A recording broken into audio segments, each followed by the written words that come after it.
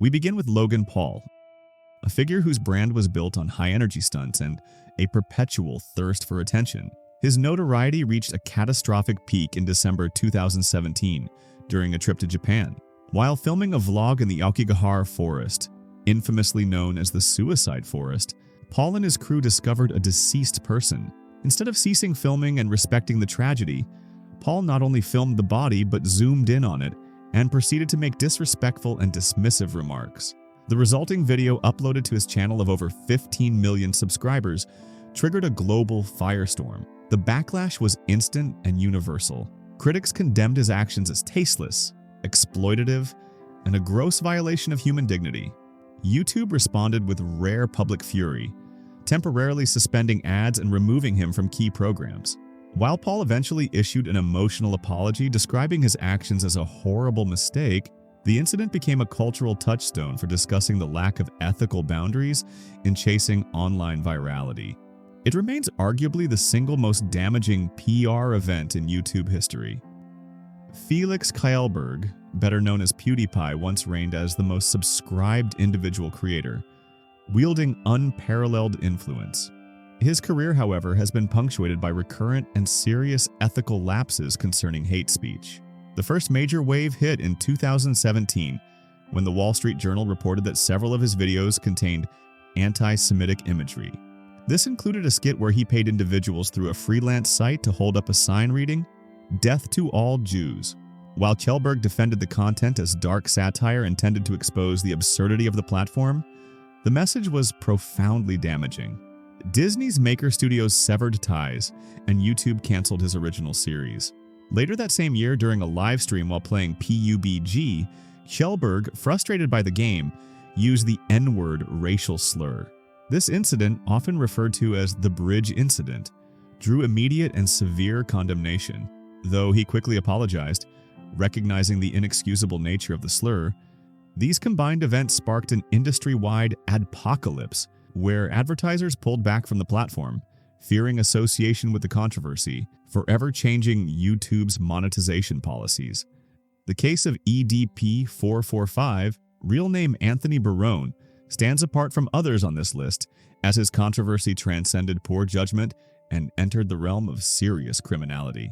For years, Barone was a popular commentator, known for his eccentric rants about the Philadelphia Eagles and various comedic topics.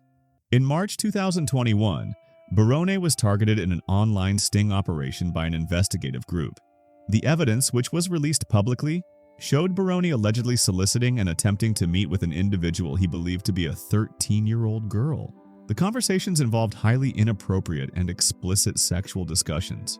The revelation was instantly met with collective horror. Unlike other controversies, there was no defense, no fan support, and no redemption arc. His social media platforms, including his massive YouTube channel, were immediately and permanently removed. The incident was a chilling, real-world confirmation of the dangers predators pose in online communities, leading to intense scrutiny and calls for stricter action against such behavior across all streaming platforms. Barone's fall represents the darkest side of internet fame. James Charles rapidly ascended as a pioneering force in the beauty community. However, his rapid rise was followed by a dramatic fall centered around personal feuds and ethical misconduct. The first major scandal, the Bi-Sister feud in May 2019, involved fellow beauty guru Tati Westbrook. Westbrook released a lengthy video accusing Charles of disloyalty, manipulation, and attempting to coerce straight men sexually. The public backlash was phenomenal. Charles lost over 3 million subscribers in a single weekend, a record-breaking drop that epitomized cancel culture. More serious allegations surfaced later. In 2021, multiple individuals came forward, accusing Charles of sending inappropriate messages and engaging in sexually charged conversations with minors. Charles admitted to communicating with 2 individuals who were under the age of 18, though he claimed he believed they were of age. Despite his apologies and claims of ignorance, the cumulative effect of these scandals permanently damaged his credibility and highlighted the precarious legal and ethical position of influencers interacting with their young fan bases. IShowSpeed, Darren Watkins Jr., is one of the most polarizing figures in modern streaming. His high-octane energy and outbursts have made him a viral sensation, but they frequently cross lines of decency and respect. A defining controversy occurred in December 2021 during an e-dating livestream hosted by Aiden Ross. While interacting with a female participant, Speed became aggressive and hostile. When asked a hypothetical question, he shockingly and repeatedly threatened to sexually coerce her, shouting, "Who's gonna stop me?" He followed this by unleashing a barrage of misogynistic slurs. This incident, which was widely circulated, led to his permanent ban from Twitch for sexual coercion or intimidation. While he later found massive success on YouTube, his history is marked by repeated use of slurs and aggressive behavior towards women, including telling a female opponent in a game to "go do your husband's dishes." His career illustrates the battle between shock value entertainment and platform-mandated respect for others. Cenat, the highly successful streamer, demonstrated the terrifying power of influencer coordination when an online announcement translated into a real-world catastrophe. In August 2023, Cenat announced an impromptu giveaway of gaming consoles and other electronics at Union Square in New York City. The event was poorly planned for the scale of his fame. Thousands of his young followers, many of them teenagers, descended upon the square, quickly creating a massive, uncontrollable mob. The crowd rapidly deteriorated into a full-blown riot. Individuals climbed on cars, threw fire extinguishers, damaged property, and engaged in confrontations with the police. The NYPD was forced to issue an emergency mobilization and ultimately arrested over 60 people, including Cenat himself, who was charged with inciting a riot. The situation resulted in multiple injuries and widespread property damage, becoming a viral global headline and serving as a chilling lesson in the civic responsibility tied to massive online celebrity. MrBeast is a philanthropic behemoth, celebrated for his generosity and extreme production values. His controversies, unlike many others, revolve around the complexities of operating a sprawling, high-stakes digital empire. In 2023, allegations surfaced concerning the workplace environment and the integrity of his massive projects. Multiple former employees came forward accusing the production team of fostering a toxic work environment, including claims of verbal abuse, unreasonable deadlines, and disregard for safety protocols on the sets of his large-scale productions like Beast Games. Lawsuits later detailed claims of sexual harassment and unsafe conditions endured by contestants.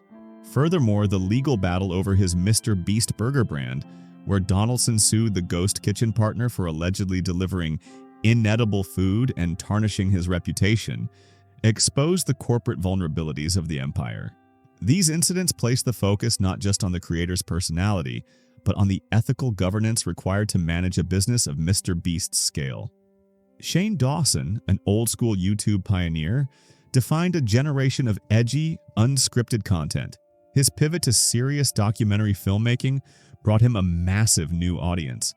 But it was his old work that ultimately nearly ended his career. A comprehensive review of Dawson's past in 2020 saw the resurfacing of a litany of deeply offensive material. This included multiple instances of him using blackface in skits, utilizing racial slurs, and making extremely graphic jokes about pedophilia and bestiality. A particularly damaging clip involved him simulating masturbating to a poster of the then 11-year-old Willow Smith. The re-emergence of this material led to widespread outcry that his past was not merely edgy, but actively harmful and bigoted. He issued a lengthy video titled "Taking Accountability," acknowledging the pain he caused and apologizing for prioritizing shock value over human decency. The consequence was severe. He was temporarily demonetized by YouTube and lost lucrative retail partnerships, signifying that an unforgiven digital past can permanently override present reputation. Keemstar Daniel Keem, the host of Drama Alert, built his entire brand on chronicling and often participating in internet drama. His history is rife with accusations of bullying, harassment, and reckless commentary.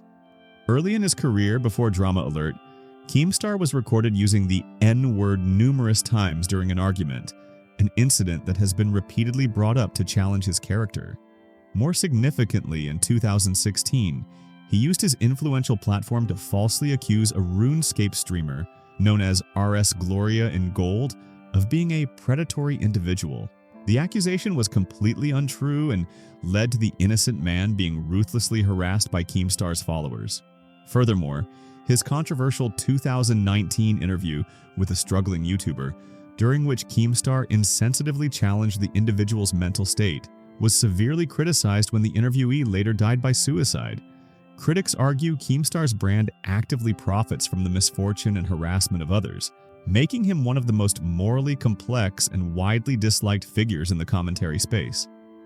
Tana Mongeau is a creator famous for her chaotic personal life and controversial decisions. Her most infamous blunder was a catastrophic event planning failure known as TanaCon. In June 2018, frustrated with the high ticket prices of VidCon, Mongeau announced her own convention, TanaCon, promising an intimate and free experience for fans. Held in a small hotel in Anaheim, the event was drastically underprepared for the massive turnout. Over 5,000 fans showed up, only to be met with severe organizational failures. Attendees waited for hours in the blistering heat without access to food, water, or restrooms. The event quickly descended into chaos, with several individuals requiring medical attention.